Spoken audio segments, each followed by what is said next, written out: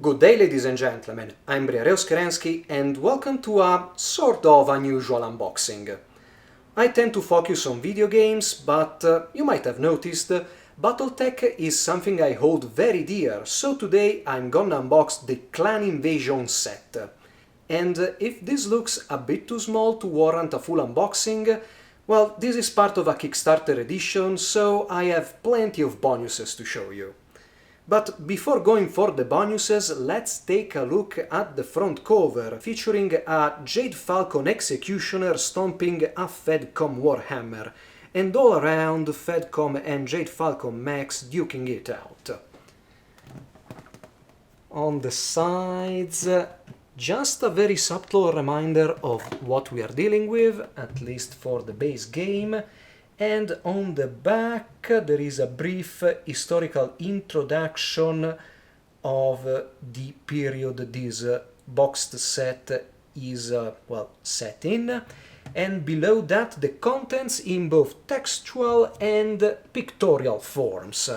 So, starting from here, we have cardboard units, a short novel, the rulebook of course, record sheets, cards, 5 miniatures of Omnimex and 2 elemental points, 2d6, and below that, well, we have the barcode and the price in dollars.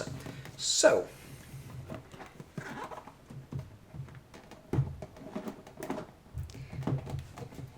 the box doesn't really want to come open. Okay. Okay, Clan Invasion Primer. I think this is a historical description. The rulebook, and judging by the size, I'd say this is meant as an expansion for those having only just the standard BattleTech box set. 2d6 cards. Then we have the miniatures, I will detail them later. Novel, a map of the inner sphere. And these are the record sheets, and well, I thought they would be by themselves and not stapled together. But let's continue. 2 maps. I think they are the same. Maybe not. Nice touch. A nice cardboard reminder of all the tables with the numbers. And the cardboard units. And that's it for the box. Let's start off with the rulebook that on the front cover has a timber wolf, and on the back 4 miniatures, which I'm pretty sure are the same that are included in this basic set. Table of contents, logos of the invading clans. So, rules for new equipment. Yeah, this is totally meant for those who just bought the basic BattleTech set and want to expand on their experience, and do not have the 4 basic manuals: Total Warfare, Tech Manual, Tactical and Strategical Operations. Wow, this illustration is old. Completely different style of elementals. This is the original elemental style along a Kit Fox. Yeah. Bit of a gaff there.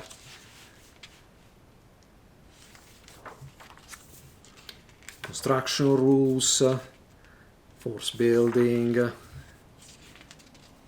course how clans organize their troops. Along with Inner Sphere.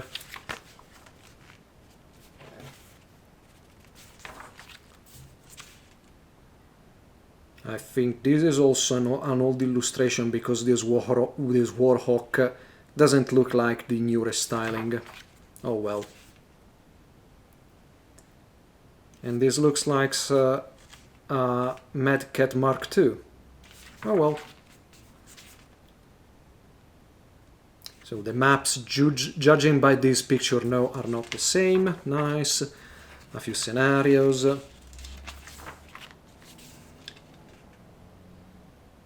And then gallery with Jade Falcon and Clan Wolf Omnimex. So let's continue right away with the Invasion Primer. I see that this is a collection of covers from all over BattleTech history. This is new, this is new, this is very old, this is probably a field manual for the Federated Sons. Can't really remember. This is from the 2050 era, at least 3025 better. This is a very old style Battle Master. Map of the Inner Sphere after the Battle of Tukhaid. This details the Inner Sphere powers, and these are the clans. History of the clans.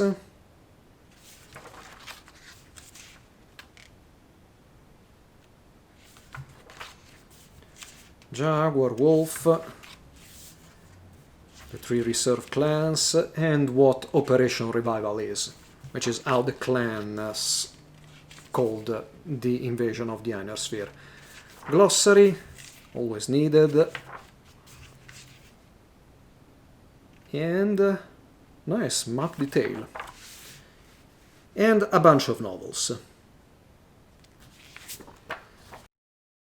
Now let's continue right away with the record sheets that start off with an adder in prime config and continue off with the alternate version A before moving to heavier Omnimex.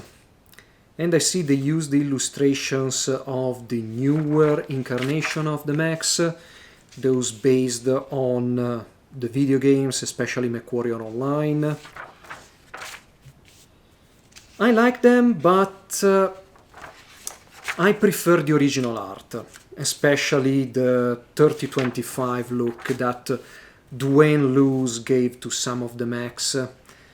But at least they can use designs like the Locust and the Griffin and the Valkyrie, which, if you don't know, were taken from a number of Japanese anime series, more prominently Macross, but then due to licensing shenanigans, FASA lost the rights to them, and they became unseen for a while, and then the redesigns appeared in Project Phoenix, and then we have the new quote-unquote blocky designs that are different enough to not incur the wrath of the right holders of the original designs.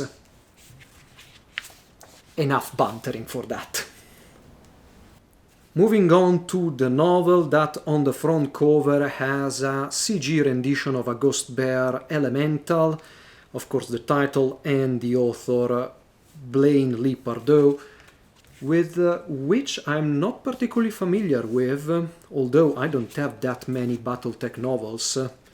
I think like 5 in fact, and 3 of them are the Blood of Kerensky trilogy by Stackpole, Michael Stackpole. And I don't...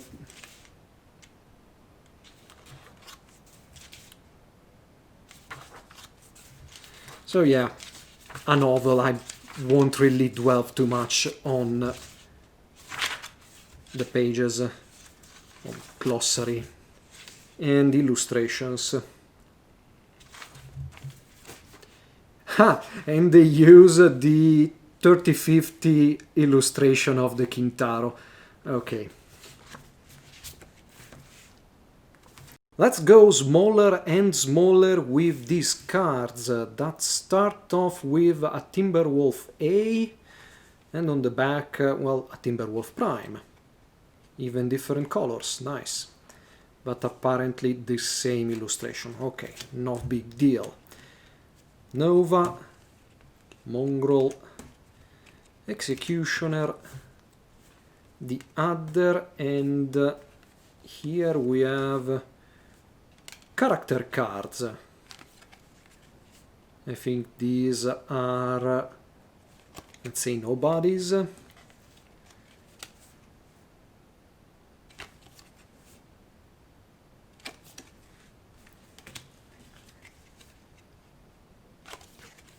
I'm not all too familiar with the game system for these cards, I'll be completely honest, because I tend to dislike card games.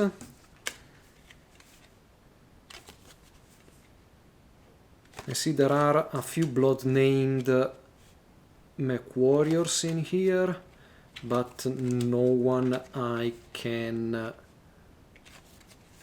recognize.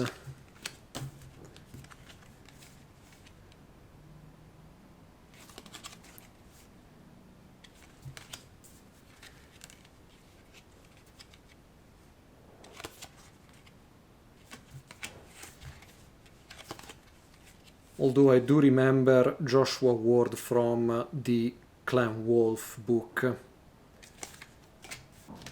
Just a quick, very quick look at the die that are two normal D6 dice. Let's move on to heavy paper, or cardboard if you prefer, with some cardboard mechs and terrain features. On the back, well, we have the back of the mechs and different features for the X tiles. Nice touch.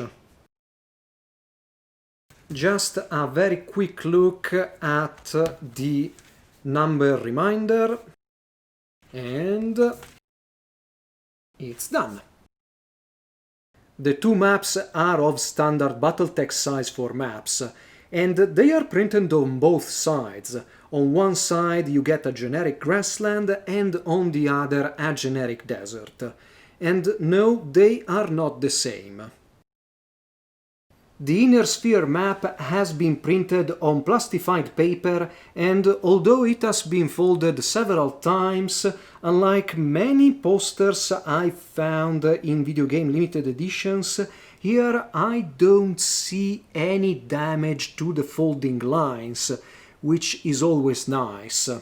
On one side you get the 3025 version of the inner sphere, and on the other the 3052 version of the inner sphere.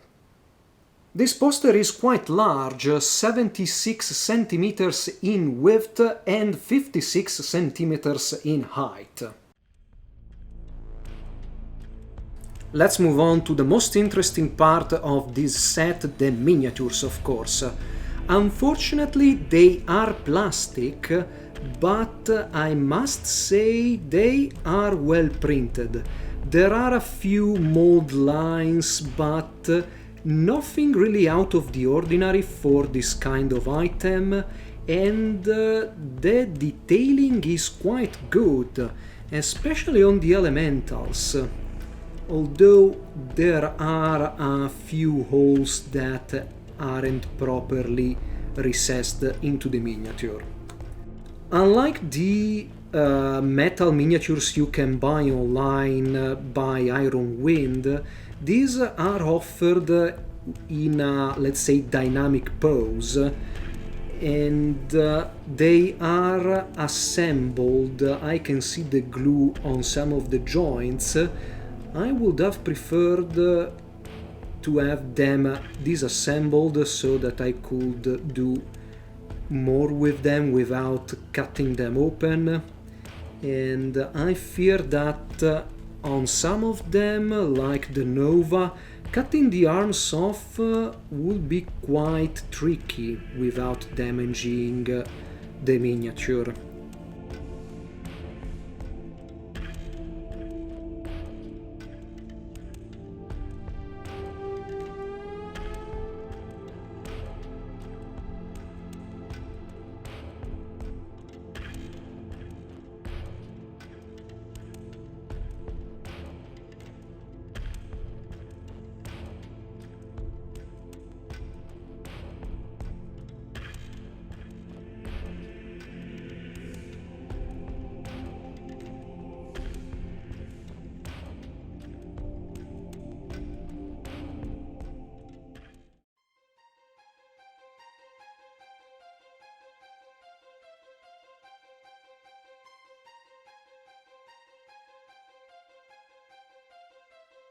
And here is a comparison shot between three eras of BattleTech design. On the left there is a Timberwolf from the Ral Parta Heavy Omnimex set. I think this miniature is 20 years old or even more than that, so you'll also have excuse the paint job because, well, I did it 20 years ago. In the center there is the Iron Wind Metals version of the Timberwolf based on the recent redesign, and on the right the miniature in this set. As you can see, there is quite the difference. For example, the Ral Partha miniature is the smallest, while the other two are more or less the same in size, although the newest miniature looks much beefier. And no, I don't really know why Iron Winds molded the Timberwolf with the arms so much apart. The legs of the Ral Partha and Iron Wind Metals design is pretty much the same, while the torso shows the difference between the very original design with the slanted box at the end and the, well, squared box of the recent redesign. The arms between the Ral Partha and Iron Wind versions are very similar, with the Iron Wind Metals version having the correct weapon details on them. Also, one of the differences is that the Ral Partha version came with X bases. Here it's not shown, but there is also a larger X base onto which the mech is placed to perfectly fill an X on the map, while the Iron Wind version you have to buy the X bases separately, which is kinda bad in my opinion. While of course the newest miniature is completely glued with its X base. And this is the only comparison I will do to avoid the video going on for too long, and also because I don't have all the Omnimex detailed in this new boxed set.